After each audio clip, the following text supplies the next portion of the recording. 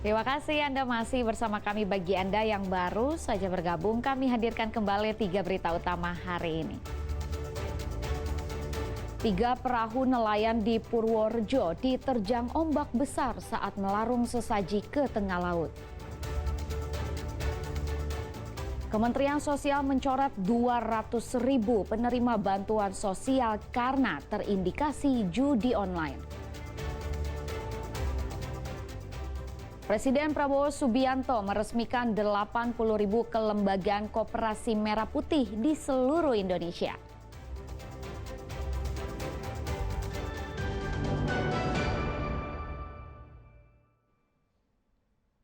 Ratusan tenaga honorer Badan Kepegawaian Nasional Daerah Brebes bersiap untuk ikut demo di ibu kota.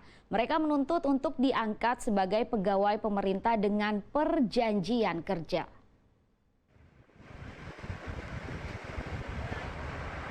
Hari masih gelap, tetapi semangat 600 tenaga honorer lintas non-database Badan Kepegawaian Nasional BKN dari Brebes sudah berkumpul. Mereka menjadi bagian dari 3.100 honorer dari berbagai OPD di lingkungan Pemkab Brebes yang akan berangkat ke Jakarta untuk berdemo. Dengan menggunakan 10 armada bus, mereka bertolak ke Jakarta pada Minggu malam dan tiba di Istana Negara pada Senin pagi. Mereka hendak menyuarakan nasib mereka yang selama ini sebagai tenaga honorer non-database BKN selama bertahun-tahun.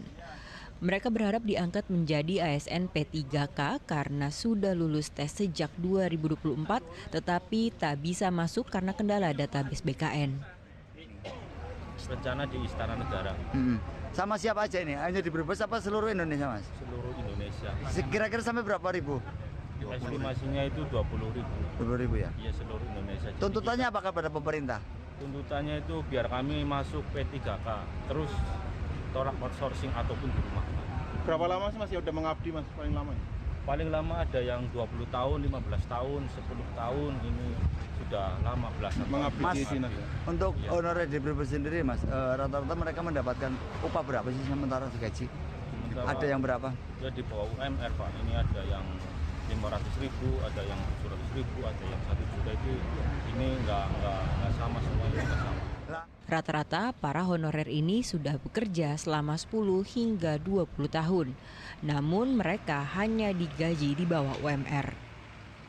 Sugiartono melaporkan dari Brebes.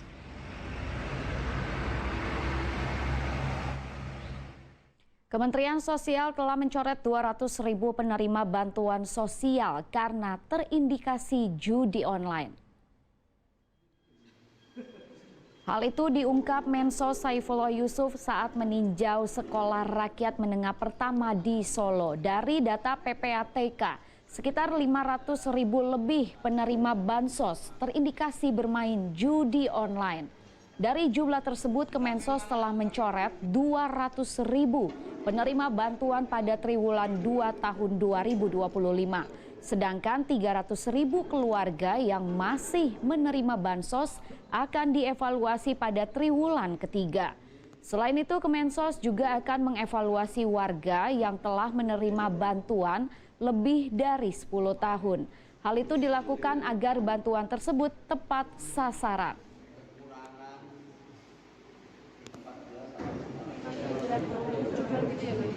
Rekeningnya terjerat dengan terindikasi bermain judi. Yang bicara bukan kami loh ya, yang bicara adalah PPATK. Kemudian kami tindak lanjuti dan kita dalami. Dari 600.000 itu pendalaman kita 200.000 lebih sudah tidak menerima bansos per triwulan 2. Tapi nanti triwulan 3 mungkin yang 300.000 juga tidak akan terima lagi, tergantung hasil yang kita dapatkan.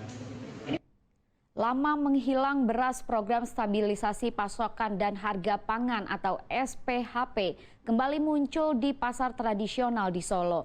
Dirut Perum Bulog turun ke pasar untuk memastikan ketersediaan kemasan takaran beras SPHP sesuai dengan takaran yang sudah ditentukan. Assalamualaikum Ibu. Pengawasan terhadap penyaluran beras SPHP terus dilakukan Perum Bulog di sejumlah wilayah, salah satunya di Pasar Gede Solo. Pada minggu kemarin, Dirut Bulog Majen TNI Ahmad Rizal turun langsung ke pasar untuk memastikan kemasan beras SPHP tidak rusak dan beratnya sesuai dengan takaran. Selain untuk memastikan ketersediaan beras SPHP, Ahmad Rizal juga melakukan sosialisasi tentang aturan dan persyaratan penjualan beras SPHP. Jika nantinya ditemukan ada penyelewengan beras SPHP, Perumbulok akan memberikan sanksi tegas. Agar tepat sasaran, Bulog dan Badan Pangan Nasional hanya menggelontorkan beras SPHP ke 3 lokasi. Yang pertama adalah teman-teman, saudara-saudara kita pengecer yang ada di pasar-pasar. Saluran berikutnya adalah melalui dengan Koperasi Merah Putih. Nah, nanti ini juga akan kami distribusikan ke Koperasi Merah Putih seluruh Indonesia. Kemudian yang ketiga adalah Gerakan Pasar Murah. Nah, Gerakan Pasar Murah ini bisa dilakukan oleh instansi pemerintah lainnya. Sementara itu, harga beras premium di pasar belum turun. Harga beras premium saat ini berkisar antara Rp16.000 sampai Rp17.000 per kilogram. Naiknya harga beras sejak sebulan terakhir disebabkan karena permintaan tinggi tetapi ketersediaan terbatas. Selain itu, permintaan beras SPHP di pasaran belum signifikan karena masih banyak masyarakat yang belum mengetahui adanya beras SPHP.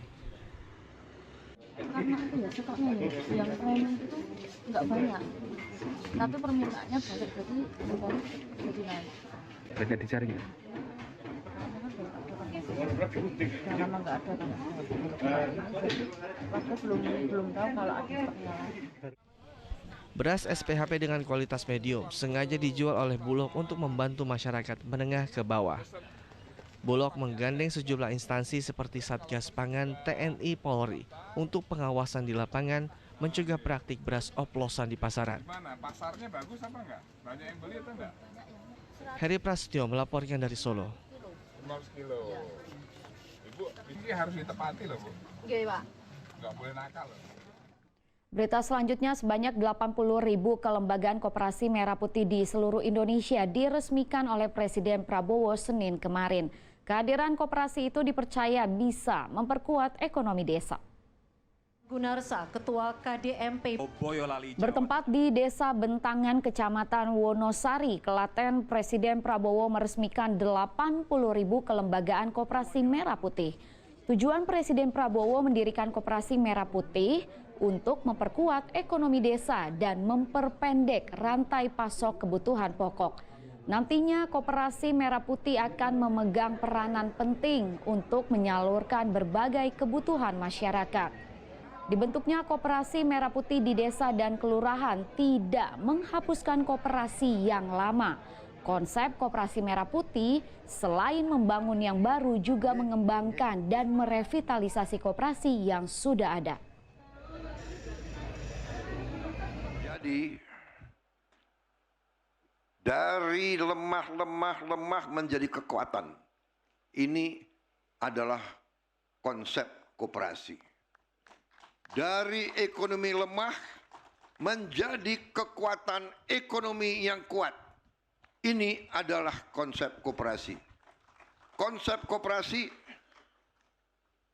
adalah konsep gotong royong. Terdapat 81.140 unit koperasi desa atau kelurahan merah putih yang sudah terbentuk di seluruh Indonesia. Sedangkan yang sudah berbadan hukum mencapai 80.048 unit. Penguatan sistem dan digitalisasi, peningkatan SDM serta konsolidasi jaringan koperasi akan didampingi oleh Kementerian Koperasi. Koperasi Desa Merah Putih diharapkan dapat memperkuat kemandirian pangan dan ekonomi desa. Hari ini Presiden Republik Indonesia, saudara-saudara, membuat sejarah baru bagi perjalanan bangsa Indonesia. Kita melahirkan wajah baru Koperasi Indonesia, Koperasi Desa atau Kelurahan Merah Putih. Peluncuran kelembagaan Koperasi Desa Kelurahan Merah Putih ini menjadi tonggak awal dalam gerakan baru Koperasi Indonesia yang modern, efektif, digital.